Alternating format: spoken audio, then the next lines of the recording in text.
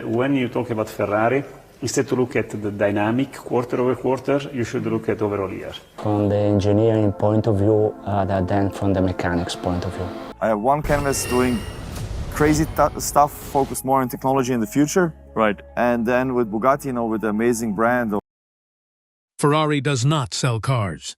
Ferrari sells engineering secrets disguised as cars. And when one of its most trusted engineers walked out of Maranello and straight into Bugatti, it triggered a corporate battle that exposed a hidden war few people ever see.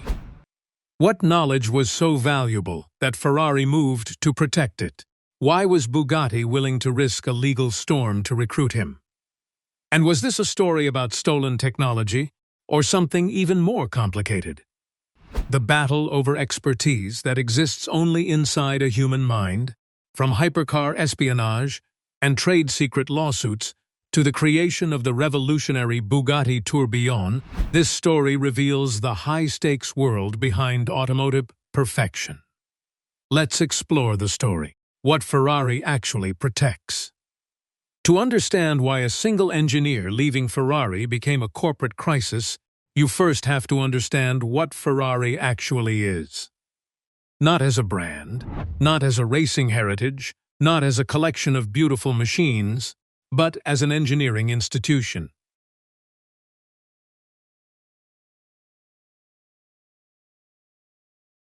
Because Ferrari is not like other car manufacturers. Not even close. Most automotive companies operate on a relatively open exchange of talent. Engineers move between BMW and Mercedes. Designers cross from Lamborghini to Aston Martin. Knowledge circulates through the industry in the way that professional expertise always circulates, because the people who carry it move, and when they move, they carry it with them. This is understood, accepted, and managed through standard non-disclosure agreements that protect the most sensitive specifics, while acknowledging that a talented engineer's general expertise is their own. Ferrari does not accept this framework. Ferrari operates on a fundamentally different philosophy, one that treats its engineering knowledge not as the professional output of talented individuals, but as the proprietary intellectual property of the institution itself. Every engineer who enters Maranello signs agreements that are, by any legal standard,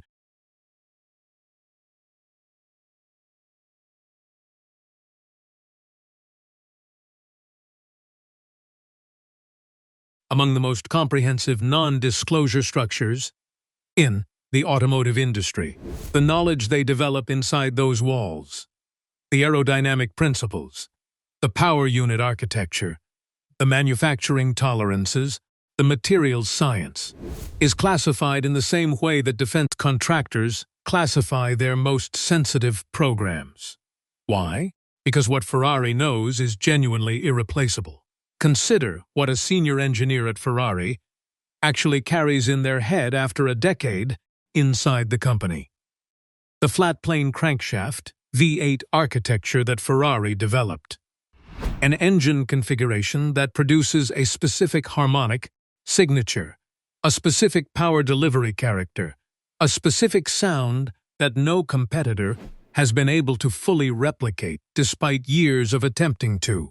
The hybrid system architecture deployed in the LaFerrari, a kinetic energy recovery system integrated with a naturally aspirated V12 at a level of sophistication that represented, at the time of its release, the most advanced road car powertrain ever produced. The aerodynamic philosophy that governs every surface of a Ferrari. An approach to managing airflow that prioritizes specific handling characteristics over raw downforce numbers, producing a driving experience that Ferrari's engineers describe as an extension of the driver's own nervous system. None of this is in a textbook. None of it can be reverse-engineered from studying a finished car. It lives in the accumulated experience of the people who built it. In the decisions made, the approaches abandoned, the solutions found through years of iterative development that no competitor can shortcut. When Ferrari protects its engineers' knowledge, it is protecting the single most valuable asset the company possesses. Not the cars, the knowledge of how to make them. The culture of Maranello reflects this understanding in ways that go beyond legal agreements. Engineers who spend their careers at Ferrari tend not to leave, not because they are trapped, but because the culture itself becomes identity. To be a Ferrari engineer is to be part of something that the rest of the automotive world cannot access. That exclusivity is genuinely powerful. It creates loyalty that contracts alone cannot produce. Most engineers who enter the prancing horse complex spend entire careers there, moving through progressively senior roles, accumulating knowledge that makes them simultaneously more valuable and more deeply embedded in a system that treats their expertise as inseparable from the institution's own survival. And then one of the people who knew all of this walked out. The man who left. The automotive industry has seen defections before. It has seen engineers move between rivals, carrying expertise that competitors coveted, and companies spent millions in legal fees trying to prevent from crossing into enemy territory. But few defections in recent memory carried the specific weight of a senior Ferrari technical specialist moving directly to Bugatti. Two brands that occupy the absolute apex of the hypercar world, separated by philosophy but competing for the same vanishingly small market of buyers who measure automotive performance in tens of millions of euros. The engineer at the center of this story had spent years inside Ferrari's most sensitive development programs. His specific expertise, accumulated through a career that had placed him at the intersection of powertrain architecture and vehicle dynamics, represented precisely the kind of knowledge that Bugatti was, according to subsequent reporting, actively seeking as it developed the next generation of its already extraordinary lineup. He was not a peripheral figure who had been present at Ferrari but disconnected from its core technical secrets. He was someone whose work had contributed directly to programs that defined what a Ferrari actually is in the modern era. What drove the decision to leave? That question sits at the center of every defection story, and it rarely has a simple answer. In this case, as in most high-profile moves between automotive rivals, the combination of factors appears to have included the professional opportunity that Bugatti represented, the financial terms that a company with Volkswagen Group's resources could offer, and the particular appeal of contributing to a program at the very leading edge of what automotive engineering can currently achieve. Bugatti was building something, and someone with Ferrari expertise could accelerate that building in ways that years of internal development alone might not. The critical legal and ethical distinction that immediately became contested was the difference between knowledge that lives inside a person and knowledge that has been removed from a company's physical or digital systems. An engineer who leaves a company carrying everything they have learned during their career is, in most jurisdictions, doing something that is legally complicated but fundamentally different from an engineer who leaves carrying files, documents, specifications, or protected data. The former is a talent drain, painful, potentially damaging, but part of the professional landscape. The latter is theft. The line between these two categories is exactly where Ferrari's legal team focused its attention. The automotive industry's history provides a precise and instructive comparison. In the mid-1990s, José Ignacio López moved from General Motors to Volkswagen and allegedly took with him boxes of GM's most sensitive procurement and manufacturing documents.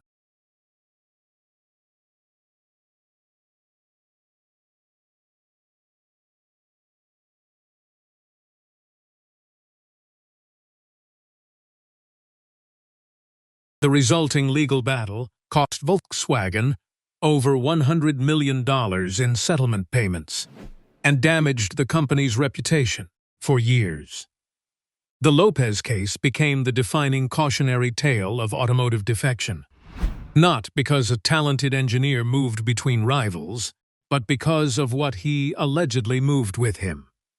More recently, the Anthony Lewandowski case, in which a senior Google engineer moved to Uber and was subsequently accused of taking more than 14,000 confidential files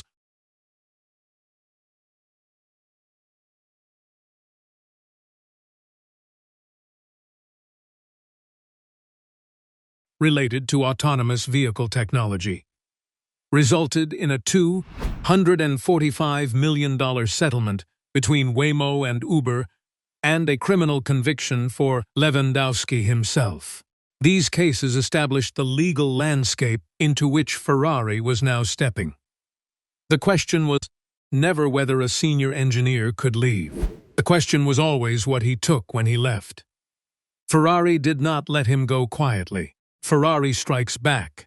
Ferrari's response to the defection was swift, aggressive, and entirely characteristic of a company that has spent decades building a reputation as one of the most legally formidable institutions in the automotive world.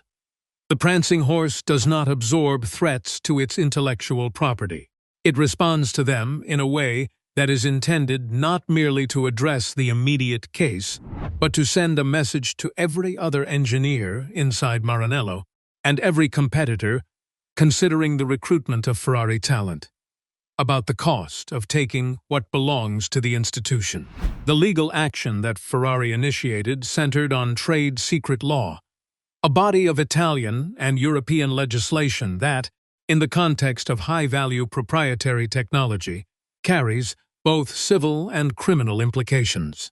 Trade secret protection in Italy is governed by provisions that recognize the right of companies to protect information that derives economic value from not being generally known or readily ascertainable, provided that reasonable steps have been taken to protect it. Ferrari, whose NDA structures and internal security protocols represent precisely those reasonable steps, was on firm legal ground in pursuing its claims. What Ferrari alleged, in the careful language that litigation requires, was that the departure had involved the transfer of protected technical information that belonged to the company. The specific claims addressed not merely the general expertise of the engineer involved, but the particular, detailed technical knowledge relating to programs whose competitive value could not be overstated. In the hypercar world, where development cycles run to years, and the engineering solutions that define a machine's performance characteristics can represent the difference between a product that dominates its segment and one that follows. The theft of specific technical approaches is not a minor commercial dispute. It is an existential competitive threat. Bugatti's position in responding to Ferrari's allegations was predictably defensive, denying the specific claims of improper information transfer while acknowledging the engineer's recruitment.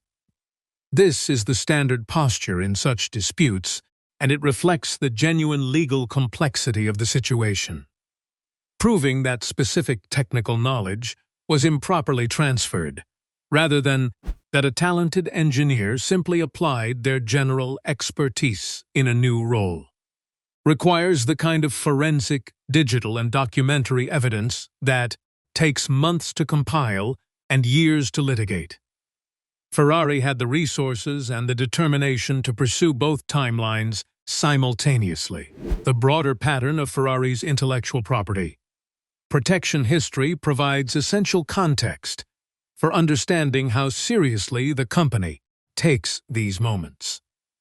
Ferrari has pursued legal action against replica manufacturers across multiple jurisdictions, investing in litigation that is economically disproportionate to the immediate commercial value of the cases, because the principle being defended is worth more than any individual judgment. It has pursued counterfeit merchandise operations with the intensity of a company that understands its brand as its most valuable asset. And it has, on multiple occasions, taken legal action against former employees whose subsequent activities it believed crossed the line from professional mobility into protected information exploitation. The human cost of being the engineer at the center of this dispute is worth pausing on. Whatever the courts ultimately determined about what was taken and what was legitimately carried, the individual found himself in the worst possible position that a professional in any technical field can occupy. He was simultaneously the subject of litigation from one of the world's most powerful automotive brands and the employee of another.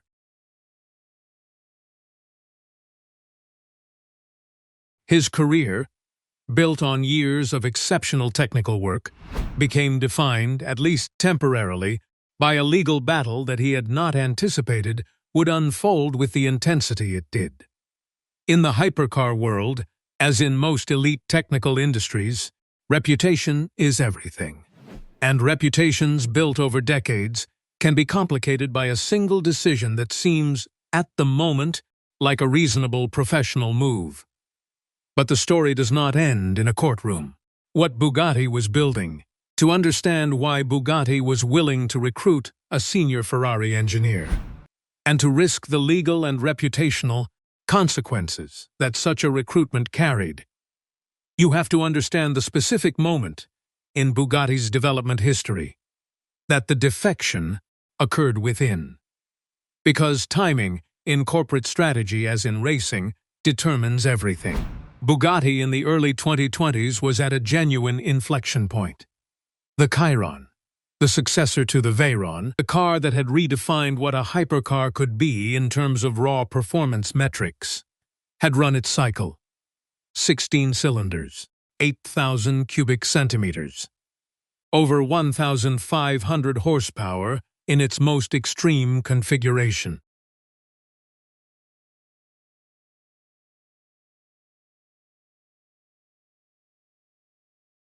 The Chiron Supersport had achieved a top speed of 440 kilometers per hour. The records had been broken. The benchmarks had been set. And the question that every hypercar manufacturer faces after a program reaches its performance ceiling was now sitting directly in front of Bugatti's engineering leadership. What comes next? The answer that Bugatti was developing, the program that would eventually become the Tourbillon, represented a fundamental philosophical shift. After decades of defining itself through the sheer force of internal combustion taken to its absolute mechanical limit, Bugatti was moving into hybrid territory. The Tourbillon would deploy a naturally aspirated 8-liter V16, itself an engineering achievement of remarkable ambition, combined with 3 electric motors producing a combined system output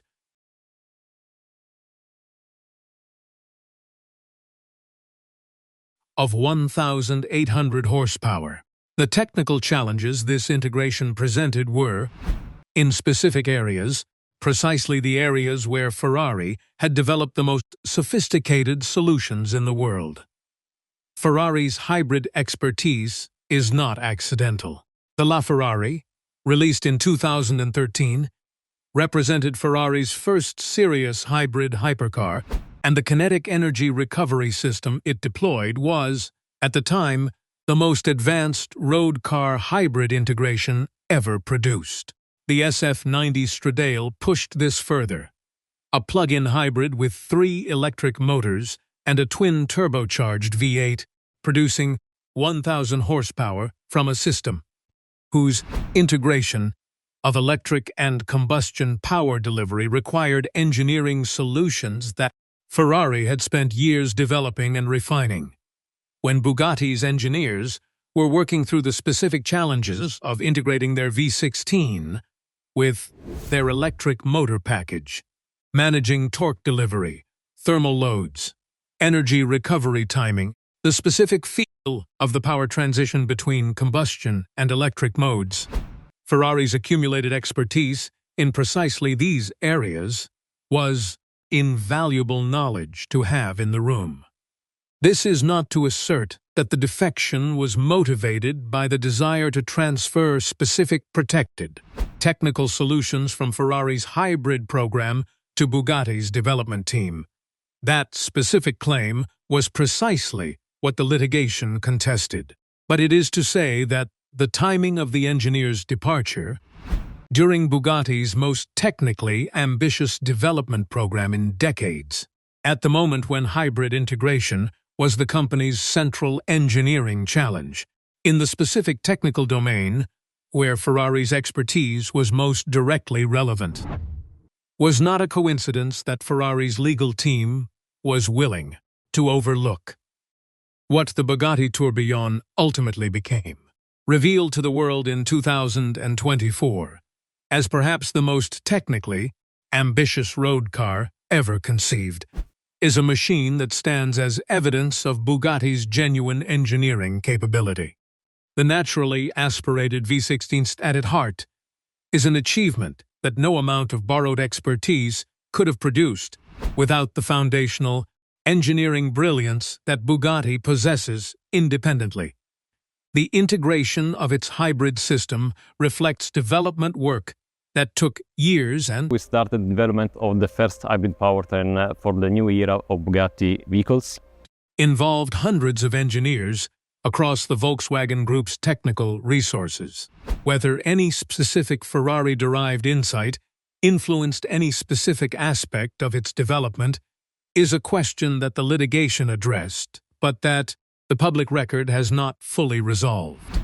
What is certain is this: both companies built something extraordinary, and the dispute between them, whatever its ultimate legal resolution, did not prevent either from doing so. What this means for the future, the Ferrari-Bugatti defection story is not an isolated incident.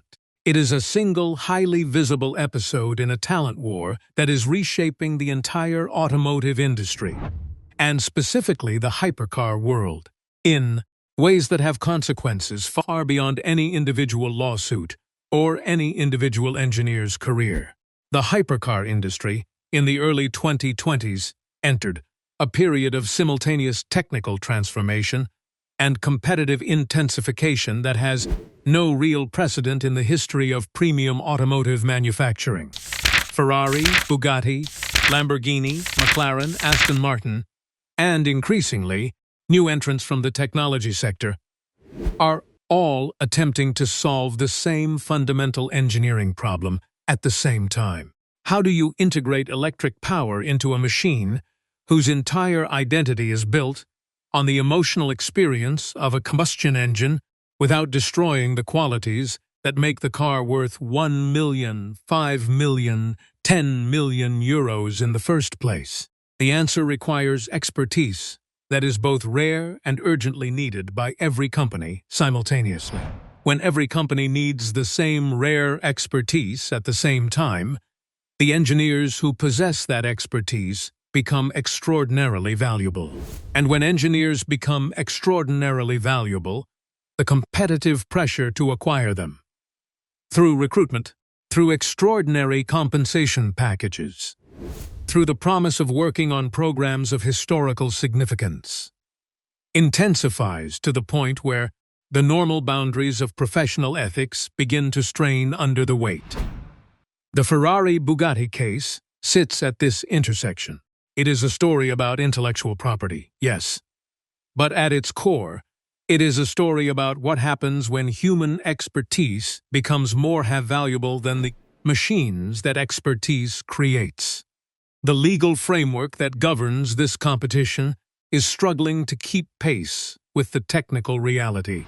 What constitutes a trade secret in an era of digital engineering, where the specific aerodynamic solutions for a vehicle surface can be encoded in a computational fluid dynamics file that a single engineer could, theoretically, carry on a device smaller than a credit card, is a question that intellectual property law developed in a previous industrial era is not well equipped to answer. The Lopez case involved physical boxes of documents.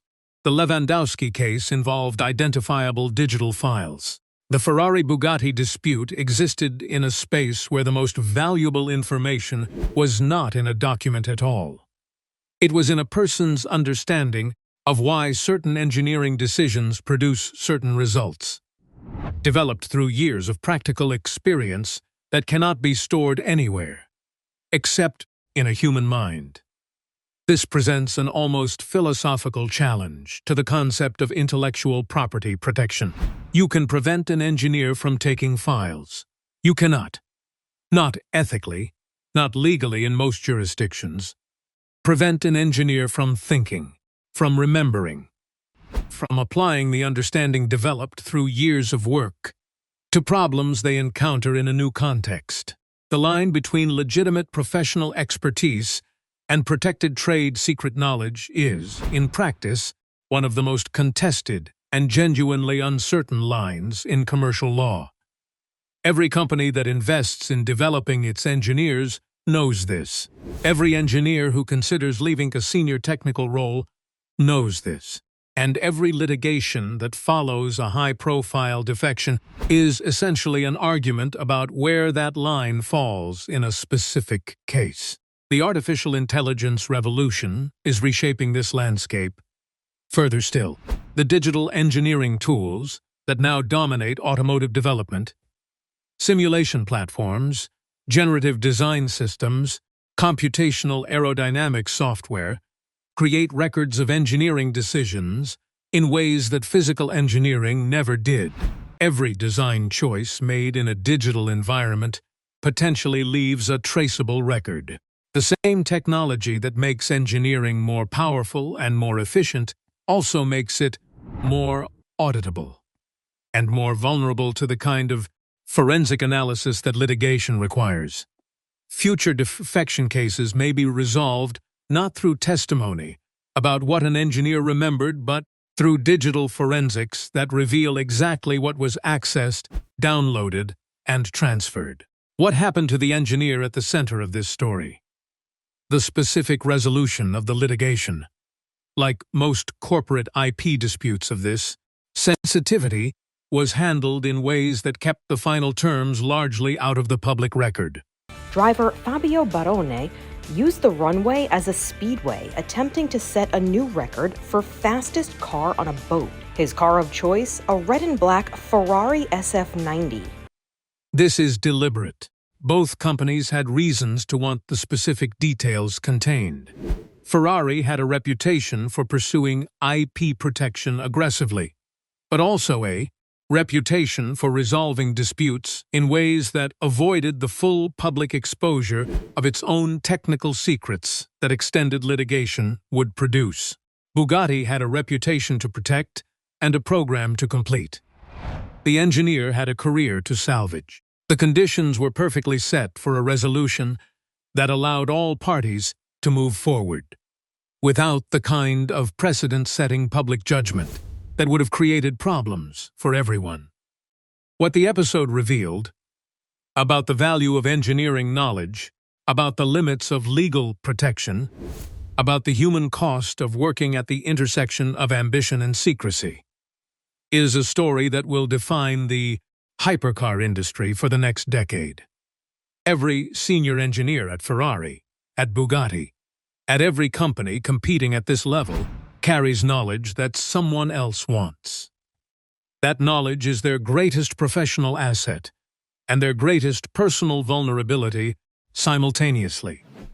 The price of genius in the world's most exclusive industry is, it turns out, sometimes measured not in the machines it produces, but in the consequences of carrying it from one place to another. One engineer, two empires.